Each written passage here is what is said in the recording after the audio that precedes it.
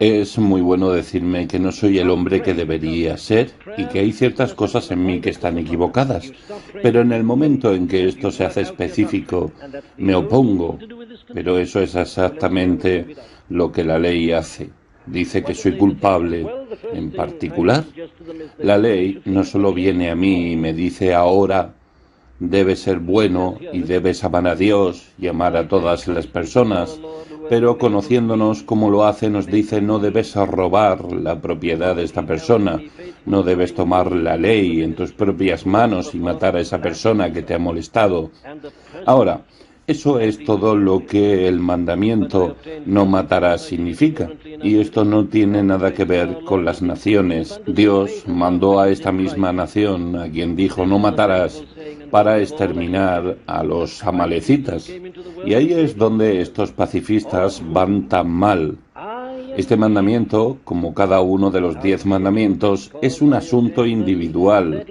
La ley particulariza y no nos deja con una declaración general, algo vago. El pecado no es solo una cuestión, repito, de un sentimiento general. La ley nos detiene en los detalles. Viene a nosotros y nos dice, tengo varias preguntas que hacerles. Y como el policía nos dice, ¿dónde estabas tú en aquel momento? ¿Qué hacías? Así que esa es la primera manera en que la ley penetra nuestras defensas. La ley nos convence del pecado. Al ella definir el pecado. Pero permítanme apresurarme al segundo punto, el cual es que la ley pone y expone todo el elemento del deseo en conexión con el pecado. Y aquí es donde hay algo terrible. El apóstol Pablo usa las palabras concupiscencia, codicia, lujuria, y él dice, este es el todo del problema. ¿Qué pues diremos que la ley es pecado? En ninguna manera. Dice, porque yo no conocía el pecado, sino por la ley, porque tampoco conociera la concupiscencia si la ley no dijera no codiciarás. Romanos 7:7. Esta es una de las mayores funciones de la ley y es justamente aquí donde nos convence a todos. Hay gente que dice, como el fariseo de antaño, y te da gracias que no soy como los otros hombres, ni aun como este publicano. Hay 12 veces por semana en que doy diezmos de todo lo que poseo, Lucas 18, del versículo 11 al 12. No hay nada de malo conmigo, dicen. Nunca he hecho nada malo. Pero espera un minuto. Te dice la ley, no codiciarás. Ahora, nuestro bendito Señor él mismo fue el primero en exponer esta verdad. Y aquí es donde siempre fue capaz de condenar a los fariseos. Y esta es la razón por la cual los fariseos y los escribas y los otros conspiraron juntamente contra él y finalmente lo crucificaron.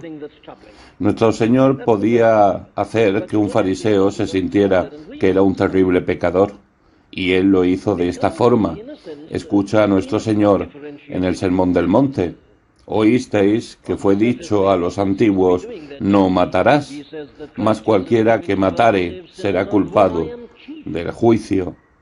Mas yo os digo que cualquiera que se enoja con su hermano será culpable en el juicio, y cualquiera que dijere a su hermano será culpado del consejo, y cualquiera que dijere fatuo será culpado del infierno de fuego. Y después dice, oísteis que fue dicho no adulterar, mas yo os digo que cualquiera que mira a una mujer para codiciarla, ya adulteró con ella en su corazón. Mateo 5, del versículo 21 al 22. Nuestro Señor está diciendo, ustedes han malentendido la ley. Ustedes piensan que solo se trata de acciones y nunca se han dado cuenta de que se trata tanto de las acciones como de los pensamientos, los deseos, las aspiraciones. Es posible que no hayas hecho las cosas en realidad, en la práctica, pero has pensado en ellas, las has llevado en tu corazón. Bueno, si es así, usted es culpable. Y la ley también pone de manifiesto todo este asunto de la codicia. Y ese fue el terrible descubrimiento que el mismo apóstol Pablo hizo en sí mismo. Escúchenlos. Después diremos que la ley es pecado. En ninguna manera. dice, pero yo no conocí el pecado, sino por la ley, porque tampoco conociera la concupiscencia si la ley no dijera no codiciarás más del pecado tomando ocasión. Obró en mí por el mandamiento toda concupiscencia, porque sin la ley el pecado está muerto. Romanos 7. Codiciar es tan abominable como robar. Un mal deseo es tan malo como una mala acción. Y esto es algo que solamente la ley puede traernos a lo más cercano, a lo más profundo de nosotros. Todo esto desde el punto de vista de la ley gubernamental, la moralidad general y la ética, la cual no es cierta, por supuesto, pero no estamos tratando aquí con la ley humana. Estamos tratando con la ley de Dios y de hombres y mujeres delante de la presencia de Dios. Y Dios es capaz de leer los pensamientos y las intenciones del corazón, porque la palabra de Dios es viva y eficaz, y más penetrante que toda espada de dos filos, y que alcanza hasta partir el alma y aún el espíritu y las coyunturas y tuétanos, y discierne los pensamientos y las intenciones del corazón. Hebreos 4:12. Nada está escondido de Dios ante sus ojos. Están todos los pensamientos y los deseos. Ya a él le concierne la codicia como cualquier otra de las acciones pecaminosas, y esto está allí en los 10 mandamientos. Y aquí es donde estos judíos estaban tan ciegos. No codiciarás a la mujer de tu prójimo. Y no solo es que en realidad no intentes tomarla, y que ni siquiera la codicia es no amas a tu prójimo propio y correctamente si le deseas mal, y mucho menos si deseas tomar cualquier cosa que él o ella posea. Y así la ley nos lleva a lo más profundo, a lo más cercano de nosotros mismos. Y es allí que nos convence de nuestra pecaminosidad, de aquel elemento del deseo, de la codicia, la concupiscencia, la lujuria, la pasión. Y después de haber sido llevado a la comprensión de este mandamiento, dice David: he aquí, tú amas la verdad en lo íntimo. Salmo 51:6. Mi problema, dice David, después de su terrible crimen, no es solo que he cometido adulterio y asesinato. El verdadero problema conmigo es que he tenido este deseo, es esta podredumbre que está en mí, crea en mí odios, un corazón limpio. Salmo 51:10. No quiero estar correcto solo en la acción. Quiero un corazón nuevo. Quiero un corazón que odie este tipo de cosas. David se da cuenta de que Dios estará satisfecho con nada menos que la verdad en las partes internas. Y otra vez David es capaz de poder decir: si en mi corazón hubiese yo mirado la iniquidad, el Señor no me escuchará. Salmo 66. Aunque pueda ser exteriormente muy respetable, muy moral, si estoy albergando el pecado en mi corazón, sé que Dios no me escuchará. No debo estimar la iniquidad en mi corazón y hacerle cariñitos. Los deseos deben ser purificados. Ahora, solo es la ley lo que nos lleva a esta clase de condenación y nos mostrará la verdad sobre nosotros mismos. Ahora, puede usted ver la locura de deshacerse de la ley. Y el tercer punto, la siguiente función de la ley, listada por el apóstol Pablo allí en Romanos 7, es esta. La ley continúa sacando afuera lo que él llama la pecaminosidad excesiva del pecado, y el apóstol pregunta lo siguiente: entonces, ¿lo que es bueno vino a ser causa de muerte para mí? De ningún modo, responde. Al contrario, fue el pecado, a fin de mostrarse que es pecado al producir mi muerte por medio de lo que es bueno, para que por medio del mandamiento el pecado llegue a ser en extremo pecaminoso. Romanos 7:13. ¿De qué está hablando Pablo? Bueno, debo tratar de exponer esto en breve, ya que no hace mucho tiempo nos tomó varias reuniones por las noches para explicar esto desde el púlpito, y había algunos de ustedes que no estaban, y les pido disculpas ya que no podrán seguir muy bien el argumento, pero déjenme tratar de darles un breve resumen. Pablo está diciendo que como el resultado de la caída y como el resultado del pecado, el hombre es tan malo, como es el hombre tan torcido, como es el hombre tan podrido y tan pecaminoso como es, que incluso tuerce la ley de Dios para servir a su propia lujuria, a su propia pasión, a su propia pecaminosidad. Y Pablo lo pone de esta manera: porque mientras estábamos en la carne, Las pasiones pecaminosas despertadas por la ley actuaban en los miembros de nuestro cuerpo, a fin de llevar fruto para muerte.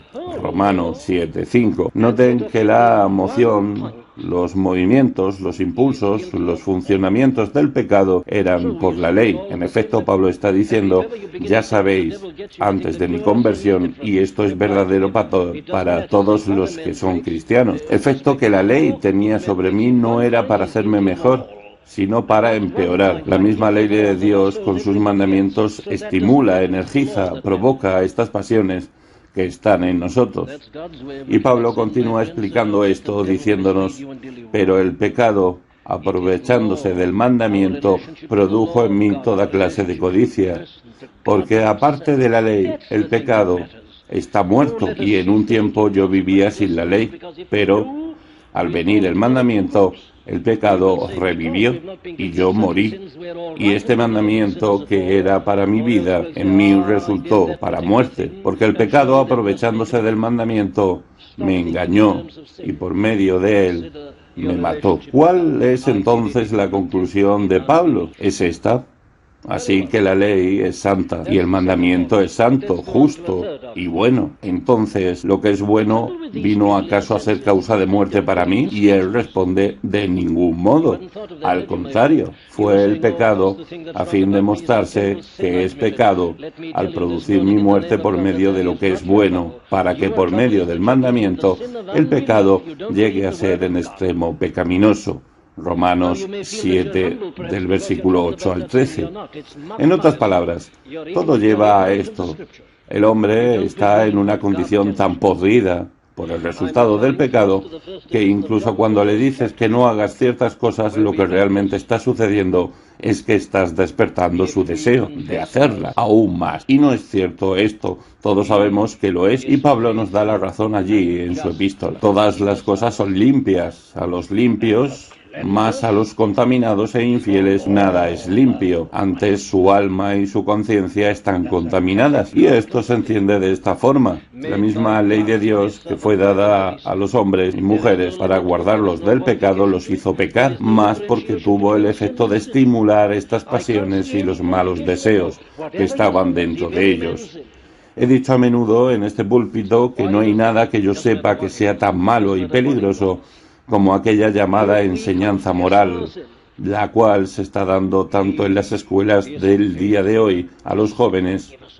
Ustedes saben lo que la llamada instrucción sexual nos dice, criticando y culpando a los victorianos, tal como nos suele llamar, por tratar de rebajar y culparnos, diciendo que ellos se escondieron este tema e hicieron un gran secreto de este asunto, y por lo tanto se convirtió en un gran problema. Pero ahora, como sabemos tanto por la psicología, debemos ser francos, dicen, acerca de estas cosas y traerlas al descubierto. Entonces, tú les cuentas a los jóvenes acerca de estas cosas, ¿y cuál es el resultado? Los médicos oficiales de la salud de la mayoría de los distritos están dando los resultados en la actualidad. Un aumento espantoso de las enfermedades venéreas en los adolescentes. Pero, ¿por qué es esto bueno? Es porque los maestros han estado diciendo a los niños y a los jóvenes acerca de estas cosas. Claro, el motivo de estos maestros es muy bueno y es enseñar sobre el daño, el peligro y los resultados. Pero la gente pensaba que los jóvenes simplemente, como resultado de ser informados, responderían diciendo, nunca haremos esto, ni lo soñó. Pero qué ignorantes son esos maestros de Romanos 7, dando esta información a los jóvenes. Están despertando su curiosidad, están despertando y estimulando su interés, la emoción, el movimiento de los pecados que eran por la ley, como dice Pablo, ya que incluso la ley me llevó al pecado, dice el apóstol, porque yo estaba podrido. No era que había algo de malo en la ley, la podredumbre estaba en mí. Estoy tan podrido de que tú eres o aún la ley de Dios y le hago que sirva aún mi propia lujuria y mis propios malos deseos. Ahora bien, si esto es verdadero de la ley de Dios, cuanto más lo será de dicha enseñanza moral y la ética de los hombres. No, no, no, no, no. Para los puros, todas las cosas son puras. Pero ¿quién es puro ante nuestros ojos? Las mismas estadísticas están mostrando la verdad de Romanos 7. Pero los filósofos y los científicos y todas las personas que controlan las oficinas gubernamentales del hogar no conocen la ley de Dios, no conocen Romanos 7. Y por lo tanto, aquel embrollo moral, aquel problema moral que enfrentan hoy nuestros países, y así termino con esto, la ley no solo muestra la pecaminosidad excesiva del pecado, como nadie y nada lo puede hacer, sino que también nos muestra a todos que somos, por último, culpables, condenados delante de Dios. Pablo dice, ahora bien, sabemos que cuanto dice la ley, lo dice a los que están bajo la ley, para que toda boca se calle y todo el mundo sea hecho responsable ante Dios, porque por las obras de la ley ningún ser humano será justificado delante de él. Por medio de la ley viene él con el pecado, pero ahora, aparte de la ley, la justicia de Dios ha sido manifestada, ha sido atestiguada por la ley y los profetas, es decir, la justicia de Dios por medio de la fe en Jesucristo para todos los que creen, porque no hay distinción, por cuanto todos pecaron y alcanzan la gloria de Dios. Romanos 3, del versículo 19 al 23. No hay nada en el universo de hoy que condene a todo el mundo, sino la ley de Dios. La enseñanza moral de los hombres condena a ciertas personas, como suele suceder en la vida nocturna de las capitales, pero nos deja intactos en lo que se refiere a lo profundo. Pero la ley de Dios, cuando llega, culpa, condena a cada uno de nosotros. Codiciar deseos malos, pensamientos, malas imaginaciones. ¿Quién es el que no es culpable? Como está escrito, no hay justo ni aún uno. Y es así como todo el mundo puede llegar a ser culpable ante Dios, por cuanto todos pecaron y están destituidos de la gloria de Dios. Romanos 3, versículos 10, 19 y 23. He conocido a personas que han dicho que no ven la necesidad de Cristo y que nunca han visto la necesidad de la gracia, porque nunca han hecho ningún daño a nadie, porque siempre han vivido buenas vidas. Pero estas personas nunca han escuchado la ley, nunca han sabido nada acerca de la codicia, nunca han examinado sus corazones. Y no solo están negando las Escrituras, sino que son totalmente ignorantes de sí mismos. Ellos, de todas las personas, son los más grandes pecadores, porque no hay un pecado más grande que el nunca haber visto tu necesidad de la sangre de Cristo para limpiarte y para salvarte.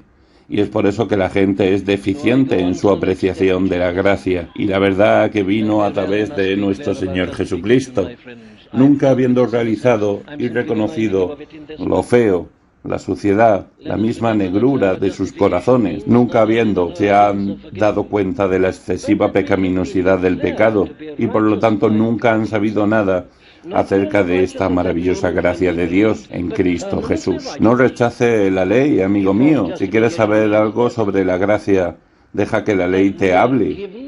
Y aunque usted haya sido cristiano por años y no está lleno de convicción de su pecado y no siente que usted es impuro y sucio delante de Dios, entonces hay que empezar a esperanzarse y un corazón que alabe a mi Dios, un corazón que del pecado sea puesto en libertad, un corazón que siempre sienta tu sangre tan libremente derramada por mí, tal como lo expresa aquel himno. Y esta es la principal función de la ley, el traer nuestro pecado a casa, a lo más cercano de nuestro ser, y a la excesiva pecaminosidad del pecado. Luz eterna, cuán pura el alma tiene que ser, cuando puesta ante tu admirable luz, que penetra y busca, no se marchita, sino que con una calmada delicia puede vivir y mirarte a ti.